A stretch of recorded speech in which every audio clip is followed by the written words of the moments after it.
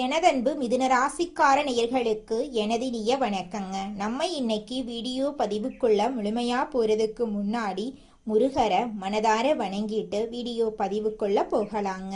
ஓ முருகா போற்றி, ஓ முருகா போற்றி, ஓ முருகா போற்றி. காக்கும் முருகனே போற்றி. நல்லதே நடக்கும், நல்லது மட்டும்தான் நடக்கும். பேச்சுல புலி, சிந்தனையில வேகம், அதுதாங்க நம்மளோட மிதுனம்.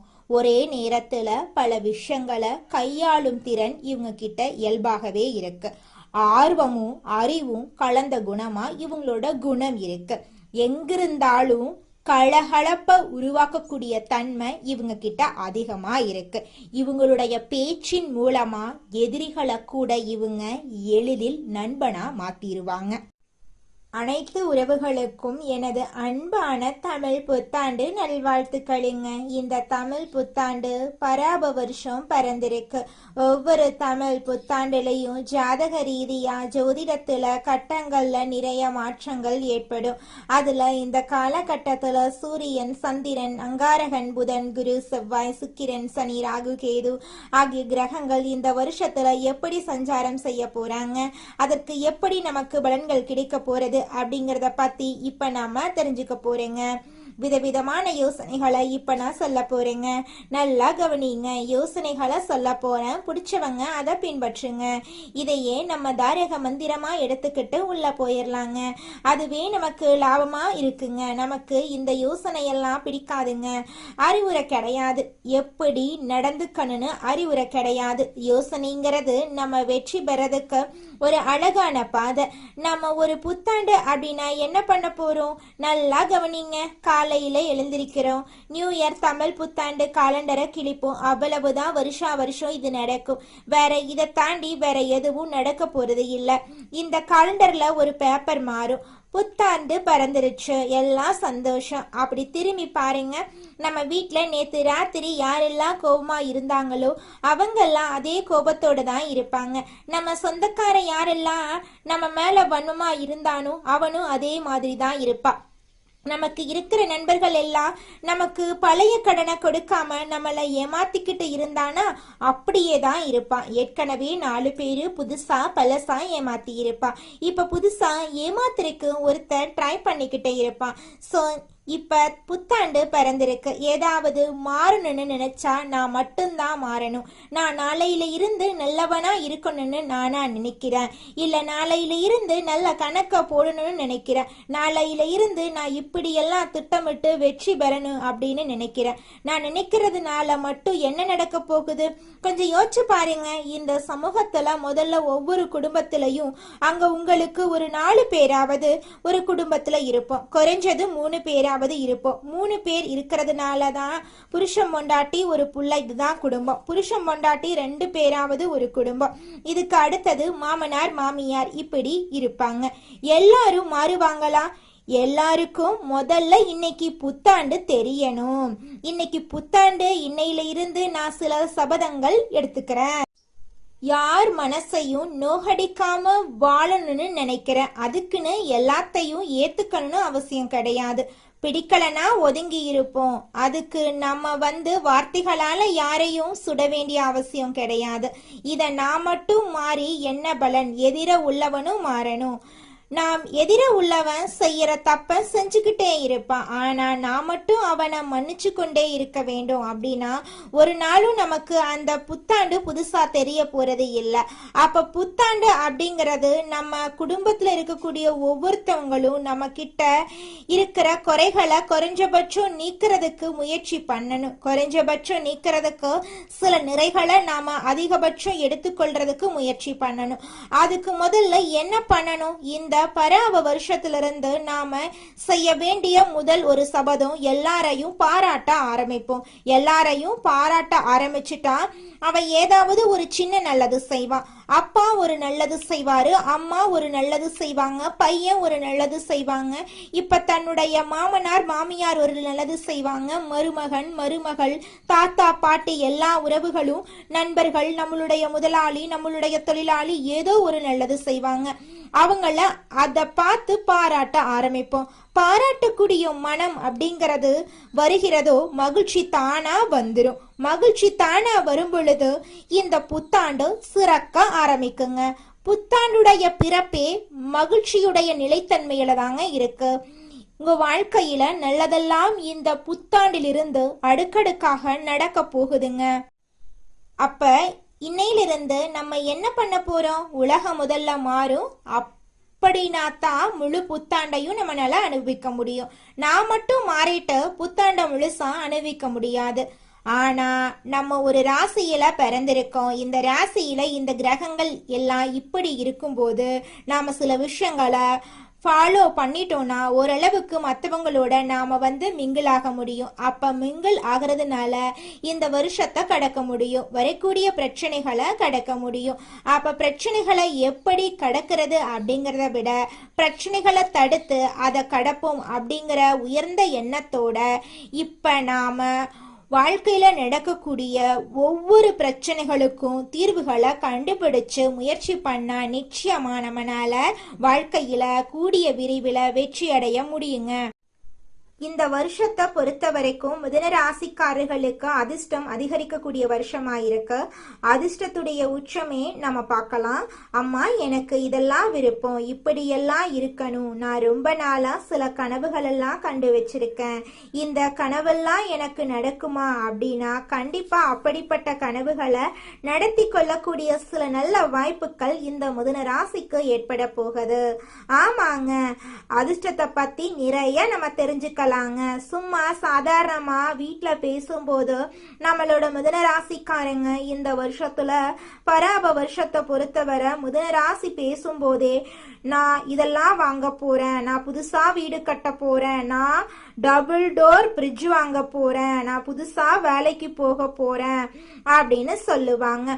புதுசா ஒருத்தவங்களை பார்க்கும்போது அவங்க கிட்ட நான் நலமா இருக்கேன், நீங்க நலமா இருக்கீங்களா அப்படின்னு நம்மளோட மிதுன ராசிக்காரங்க கேட்பாங்க. அதற்கு பதிலா அவர்கள் எதிரே இருக்கக்கூடிய நபர் நான் நலமாக இருக்கிறேன், வாழ்க வளமுடன் அப்படின்னு வாழ்த்துவாங்க.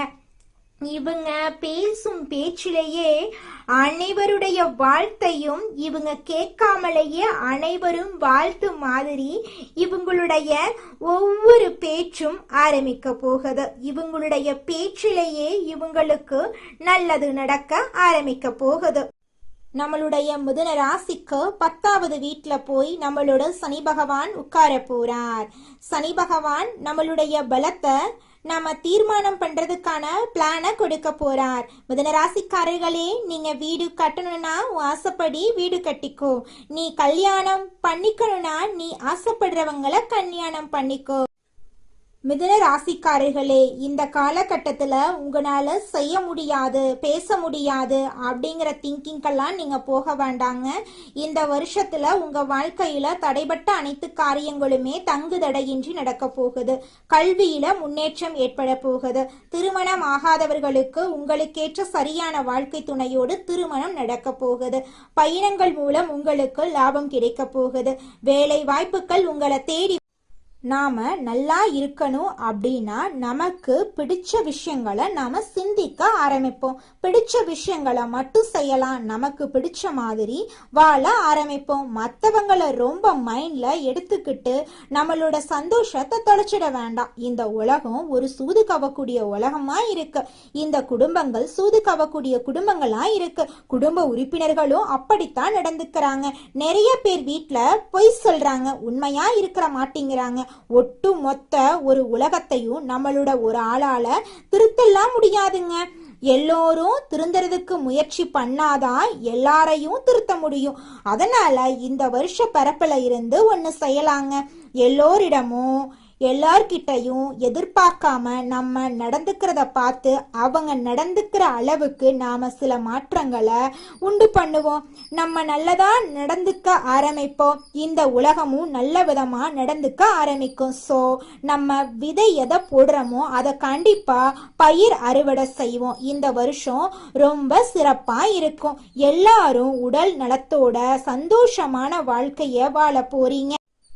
களையாத கல்வி, குறையாத வயது, கவடு வராத நட்பு, கன்றாத வளமை, குன்றாத இளமை, கழுவினி இல்லாத உடல், சடியாத மனம், அன்பகலாத கணவன் மனைவி உறவு, நண்பர்கள். ஏனா நான் கொஞ்சம் மாத்தித்தாய் இந்த இடத்துல சொல்றேன். எல்லாமே இதுல வரணும்னா அன்பகலாத, தவறாத சந்தானம், தாழாத கீர்த்தி, மாறாத வார்த்தை, தடைகள் வராத கொடை, நம்ம கொடுக்கறத கூட இன்னொருத்தன் தடுத்து நிறுத்திடக்கூடாது. தடைகள் வராத கொடை, தொலையாத நிதி, இதயம் கோணாத கோள், ஒரு துன்பமில்லாத நல்வாழ்வு கிடைக்க பராசக்தி அபிராமி அன்னையை வணங்கி நம்மளுடைய புத்தாண்டை தொடங்கலாங்க. நிச்சயமாக நம்மளுக்கு இந்த புத்தாண்டுல நல்லது தாங்க நடக்கும். இந்த புத்தாண்டு சிறப்பாக இருக்கும். மன நம்பிக்கையும் மன தைரியமும் முதல்ல நம்ம விதைக்கலாம். எதுவும் நம்மளால் முடியும். நன்மையும் தீமையும் நம்மளாதான் வருது, நம்ம செயலாலதான் வருது, சொல்லாலதான் வருது. நல்லதே செய்வோம், நல்லதை செய்வோம், நல்லதே நடக்கும். அடுத்ததாக நம்முடைய மிதுனம் ராசியில் இருக்கக்கூடிய ஒவ்வொரு நட்சத்திரக்காரர்களுக்கும் இந்த மாதம் எப்படி அமைஞ்சிருக்கு அப்படின்னு பார்க்கலாங்க. நம்மளோட மிதுனம் ராசியில் இருக்கக்கூடிய முதலாவது நட்சத்திரம் மிருக சீரிசம் 3, 4ஆம் பாதம். உங்களுக்கு இந்த மாதம் எப்படி அமைஞ்சிருக்குன்னு தெரிஞ்சுக்கலாங்க. இந்த மாதம் சில காரியங்கள் எதிர்மறையா நடக்கும். நீங்க இதுவரை எதிர்பார்த்த காரியங்கள் எல்லாம் இழுபறியாக நிறைவேறாம இருந்தாலும் ஏதாவது ஒரு வகையில எப்படியும் நடந்துவிடும் அப்படிங்கிற நம்பிக்கை உங்களுடைய மனசுல பிறக்கும். இது நாள் வரைக்கும் உங்களை வேண்டான்னு உதறி தள்ளிட்டு போன சொந்த பந்தங்கள் எல்லோருமே இனி வரக்கூடிய காலங்கள்ல உங்களை தேடி வரப்போறாங்க. உங்க வாழ்க்கையில தடைபட்ட அனைத்து காரியங்களுமே இனி வரக்கூடிய காலங்கள்ல தங்கு தடையின்றி நடக்க போகுதுங்க. அடுத்ததாக நம்முடைய மிதுனம் ராசியில் இருக்கக்கூடிய நட்சத்திரம் திருவாதிரை. உங்களுக்கு இந்த மாதம் எப்படி அமைஞ்சிருக்குன்னு பார்க்கலாங்க. இந்த மாதம் பழகும் மனிதர்களின் வார்த்தைகளை நம்புறதா வேண்டாமா அப்படிங்கிற சமயத்துல சந்தேகம் ஏற்படலாம். ராகு சஞ்சாரத்தால வாழ்க்கையில பிடிப்பும் ஆர்வமும் இல்லாம சலிப்பை உண்டாக்குனாலும் ராசிநாதனோட பலத்தால பாதிப்பை உண்டாக்காம காப்பாற்றி வருவாரு. இனிப்பும் கசப்பும் மாறி மாறி இன்றைய பலன்கள் உங்களுக்கு இருக்குதுங்க. உங்களோட வாழ்க்கையில நல்லது தாங்க நடக்கும். கெட்டது அப்படிங்கிற பேச்சுக்கெல்லாம் துளி கூட இடம் கிடையாதுங்க. திருமணம் ஆகாதவங்களுக்கு திருமண தடை நீங்கி உங்களுக்கேற்ற சரியான வாழ்க்கை துணையோடு திருமணம் நடக்க போகுதுங்க. அடுத்ததாக நம்முடைய மிதுனம் ராசியில் இருக்கக்கூடிய நட்சத்திரம் புனர்பூசம் 1, 2, 3ஆம் பாதம். உங்களுக்கு இந்த மாதம் எப்படி அமைஞ்சிருக்குன்னு பார்க்கலாங்க. இந்த மாதம் குடும்பத்துல நிலவி வந்த பிரச்சனைகள் மறையும். சிலருக்கு திருமணம் மற்றும் சுப நிகழ்ச்சிகள் நடப்பதுல தாமதம் ஏற்படும். யாருக்கும் வாக்கு கொடுக்கும் முன்னாடி ஆலோசனை செய்யறது உங்க வாழ்க்கைக்கு ரொம்பவும் நல்லதுங்க. ஒருத்தங்கிட்ட பேசும் போதும் சரிங்க, ஒரு செயலை செய்யும் போதும் சரி, இவங்க கிட்ட போய் இந்த சொல்லலாமா, இந்த செயலை செய்யலாமா, இதனால நம்மளுக்கு ஏதாவது பிரச்சனை வருமா, நம்மளை சுத்தி இருக்கிறவங்களுக்கு ஏதாவது பிரச்சனை வருமானு 1க்கு 2 முறை ஆலோசனை பண்ணி செயல்படுறது உங்களுக்கும் நல்லதுங்க, உங்களை சுத்தி இருக்கிறவங்களுக்கும் நல்லதுங்க. புதன் கிழமைகள்ல நவ கிரகத்தில் புதனை நெய்தீபம் ஏத்தி வணங்குனீங்க, உங்க வாழ்க்கையில இருக்கக்கூடிய அனைத்து பிரச்சனைகளும் காணாம போயிரும். உங்க எண்ணம் போல உங்க வாழ்க்கையில நல்லது மட்டும்தாங்க நடக்கும். கெட்டதுங்கிற பேச்சுக்கெல்லாம் துளி கூட இடம் கிடையாதுங்க. ஜோதிட சாஸ்திரத்துல 3ஆவதா அமைந்துள்ள ராசி தாங்க நம்மளோட மிதுனம் ராசி. நம்மளோட மிதுனம் ராசிக்காரங்க தைரியசாலியா இருப்பாங்க. மிதுனம் ராசியனுடைய அதிபதியின் புதன் பகவானுங்க. மிதுனம் ராசியில் இருக்கக்கூடிய நட்சத்திரம் யாராருன்னு பார்த்தீங்கன்னா மிருக சீரிசம் 3, 4ஆம் பாதங்க, திருவாதிரை, புனர்பூசம் 1, 2, 3ஆம் பாதம். இவங்க எல்லாரும் நம்மளோட மிதுனம் ராசியில இருக்கக்கூடிய நட்சத்திரங்க. புதன் பகவான் மிதுனம் ராசிய ஆட்சி செய்யறாருங்க. நம்மளோட மிதுனம் ராசிக்காரங்களுக்கு நட்பு ராசியா இருக்கக்கூடியவங்க யாராருன்னு பார்த்தீங்கன்னா ரிஷபம், கன்னி, துலாம். இவங்க எல்லாரும் நம்மளோட மிதுனம் ராசிக்காரங்களுக்கு நட்பு ராசியா இருக்காங்க. மிதுனம் ராசிக்காரங்க வாழ்க்கையில எவ்வளவு கஷ்டம் வந்தாலும் தைரியத்தை விட மாட்டாங்க. முயற்சி பண்ணிக்கிட்டே இருப்பாங்க. அடுத்தவங்க செய்ய முடியாதுன்னு ஒதுக்கி வச்ச காரியத்தை கூட அழகா திட்டம் தீட்டி அந்த காரியத்துல வெற்றி அடையக்கூடியவங்களா இருப்பாங்க. நம்மளோட மிதுனம் ராசிக்காரங்க எப்போதுமே சுறுசுறுப்பா இருப்பாங்க. மீன் போன்ற அழகிய கண்களை கொண்டவங்களா இவங்க இருப்பாங்க. இவங்களுக்கு சோம்பேறித்தனம் சுத்தமா கிடையாதுங்க. மிதுனம் ராசிக்காரர்களே, நீங்கள் உங்கள் வாழ்க்கையில் முக்கிய முடிவுகள் எடுக்கும்போது கவனமாக இருக்கணுங்க. ஒருத்தங்கிட்ட பேசும்போதும் சரிங்க, ஒரு செயலை செய்யும் போதும் சரிங்க, 1க்கு 2 முறை ஆலோசனை பண்ணிட்டு தான் நீங்கள் ஒருத்தங்கிட்ட ஒரு சொல்லணும். அவங்கக்கிட்ட அந்த சொன்னால் நம்மளுக்கு ஏதாவது பிரச்சனை வருமா, நம்மளை சுற்றி இருக்கிறவங்களுக்கு ஏதாவது பிரச்சனை வருமானு யோசிச்சு பார்த்துட்டு முடிவெடுக்கணுங்க. அதே நேரத்தில் நீங்கள் ஒரு செயலை செஞ்சாலும் இந்த செயலை செஞ்சால் நம்மளை சுற்றி இருக்கிறவங்களுக்கு இது ஏதாவது பிரச்சனை வந்துடுமோ, நம்மளுக்கே ஏதாவது பிரச்சனை வந்துருமோ அப்படின்னு 1க்கு 2-3 ஆலோசனை பண்ணிட்டு நீங்க முக்கிய முடிவுகள் எடுக்கிறது ரொம்பவும் நல்லதுங்க. எடுத்துக்காட்டுக்கு சொல்ல போனா, நீங்க கிட்ட 1,00,000 பணம் இருக்குதுங்க. அந்த 1,00,000 பணத்தை வச்சு ஒரு தொழில் தொடங்கணும்னு நினைக்கிறீங்க. அந்த நேரத்தில் உங்களுடைய உறவுகளும் நண்பர்களும், என்னப்பா நீ 1,00,000 தொழில் தொடங்குறன்னு சொல்ற, அது சின்ன தொழிலாக தான் இருக்கும், போய் பேங்க்ல போய் ஒரு 2-3 லட்சம் கடனை வாங்கி ஒரு 4-5 லட்சத்துக்கு ஒரு தொழில் தொடங்கினா கூட பரவாயில்ல அப்படின்னு எல்லாம் சொல்லுவாங்க. நீங்கள் அவங்களாம் சொல்கிறத கேட்டுட்டு பேங்க்கில் போய் கடன் வாங்குறது, வட்டிக்கு போய் கடன் வாங்குறது அப்படிங்கிற வேலையை பார்த்தீங்கன்னா அது உங்களுக்கு பெரிய பிரச்சனையை கொண்டு வந்து விட்டுருங்க. முக்கியமான தேவைகள் அப்போ போய் நம்ம கடனை வாங்கலாம். நம்மக்கிட்ட பணம் இருக்குது, அப்போ எதுக்குங்க நம்ம போய் கடன் வாங்கணும்? நம்மக்கிட்ட இருக்கிற பணத்தை வச்சு தொழில் தொடங்கி அப்புறம் நம்ம படிப்படியாக மேலே வந்துக்கலாம். ஒரே படத்துலையெல்லாம் ஒரே பாட்டில் பணக்காரர் ஆகிற மாதிரி நம்ம உண்மையான வாழ்க்கையில் ஒரே பாட்டிலையெல்லாம் பணக்காரர் ஆக முடியாதுங்க. அடுத்தவங்க சொல்கிறத கேட்கறதுக்கு முன்னாடி அவங்க சொல்கிறது நல்லதா, நம்மளுடைய நல்லதுக்கு சொல்றாங்களா, இல்லை நம்மளை கொண்டு போய் பிரச்சனையில மாட்டி விடுறதுக்கு சொல்றாங்களா அப்படிங்கிறத யோசிச்சு பார்த்து செயல்படுறது உங்க வாழ்க்கைக்கு ரொம்பவும் நல்லதுங்க. உங்களுடைய மனசு என்ன சொல்லுதோ அதை மட்டும் கேளுங்க. அடுத்தவங்களுக்காக வாழ வேண்டாம், உங்களுக்காக வாழுங்க. ஏன்னா கடவுள் உங்களுக்காக வாழதான் உங்களை படைச்சிருக்காரு. உலகத்தில் இருக்கிற நண்பர்களுக்காகவும் உங்களுடைய உறவுகளுக்காகவும் பயந்து வாழ்றதுக்காக கடவுள் நம்மளை படைக்கல. நம்ம யாரை கண்டு பயக்கணும்னு பார்த்தீங்கன்னா, நம்மளை படைச்ச கடவுளை கண்டு மட்டும் பயந்தா போதுங்க. உறவுகளோ சொந்த பந்தங்களோ நண்பர்களோ யாருமே நம்மளுக்கு உண்மையானவங்க கிடையாது அப்படிங்கிறத நீங்க எப்போ புரிஞ்சுக்கிறீங்களோ அப்பதாங்க உங்களால வாழ்க்கையில முன்னேற முடியும்.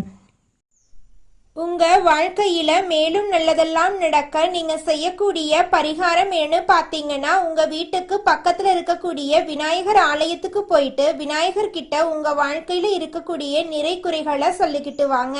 கூடிய விரைவில் உங்க வாழ்க்கையில இருக்கக்கூடிய அனைத்து பிரச்சனைகளும் காணல் நீரா கரைஞ்சு போயிரும். உங்களுடைய எண்ணம் போல உங்க வாழ்க்கையில நல்லது மட்டும்தாங்க நடக்கும். கெட்டதுங்கிற பேச்சுக்கெல்லாம் துளி கூட இடம் கிடையாதுங்க. நன்றி, வணக்கம்.